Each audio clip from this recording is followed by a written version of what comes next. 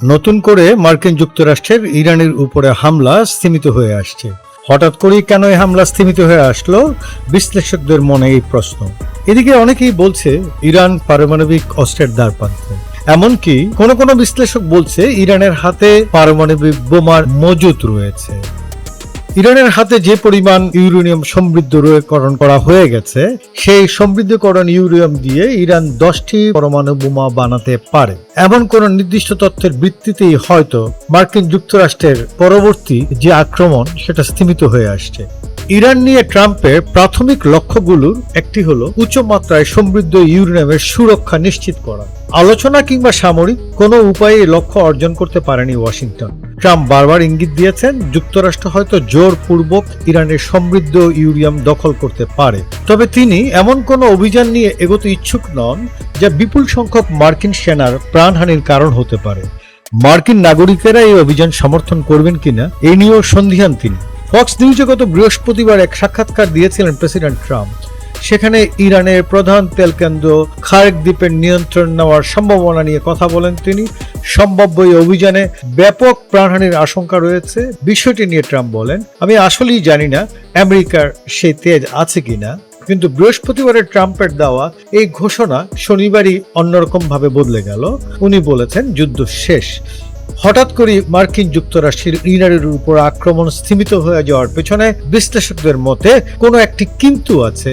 সেই কিন্তুটা কি তাহলে পারমাণবিক বোমা? সাম্প্রতিক সপ্তাহগুলোয় ইরান তাদের সমৃদ্ধ ইউরেনিয়ামের মজুদ নিরাপদে সংরক্ষণ করতে আরো কঠোর পদক্ষেপ নিয়েছে। যুক্তরাষ্ট্রের গোয়েন্দা তথ্য সম্পর্কে অবগত 5টি সূত্র এমন বলেছে। সূত্রের দাবি প্রতিপক্ষ যেন সহজে ইউরেনিয়াম মজুদের ধারে কাছে পৌঁছতে না পারে, অথবা ট্রাম্প যদি স্থল হামলা নিশ্চিত করে তাহলে ইরান এটা নিশ্চিত করতে তাদের কিছু টানেল ধ্বংস করেছে এবং প্রবেশ পথে বিস্ফোরক মাইন বসিয়ে রেখেছে। সমৃদ্ধ ইউরেনিয়াম সক্ষমতা পারমাণবিক অস্ত্র তৈরির কাছাকাছি পর্যায়ে। এখন ইরান থেকে উচ্চমাত্রার সমৃদ্ধ প্রায় 500 কেজি ইউরেনিয়াম ভিন্ন দেশের পক্ষে সংগ্রহ করার কাজটি আগের চেয়ে অনেক বেশি কঠিন, ঝুঁকিপূর্ণ, সময় সাপেক্ষ হয়ে গেছে। 1 মাস আগেও পরিস্থিতি এত জটিল ছিল না। তখন যুক্তরাষ্ট্রের প্রেসিডেন্ট ডোনাল্ড ট্রাম্প ইঙ্গিত দিয়েছিলেন তিনি ইরানের অভ্যন্তরে সামরিক অভিযান চালিয়ে ইউরেনিয়াম জব্দ করার নির্দেশ দিতে পারেন।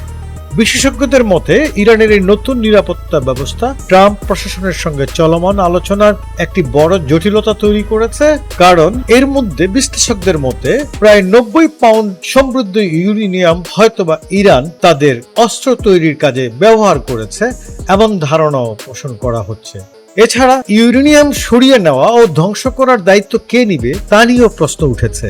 এই বিষয়ে জাতিসংঘে নিযুক্ত ইরানের কূটনৈতিক প্রতিনিধি দলের বক্তব্য জানার চেষ্টা করেছিল CNN, তবে তাৎক্ষণিকভাবে সাড়া পাওয়া যায়নি।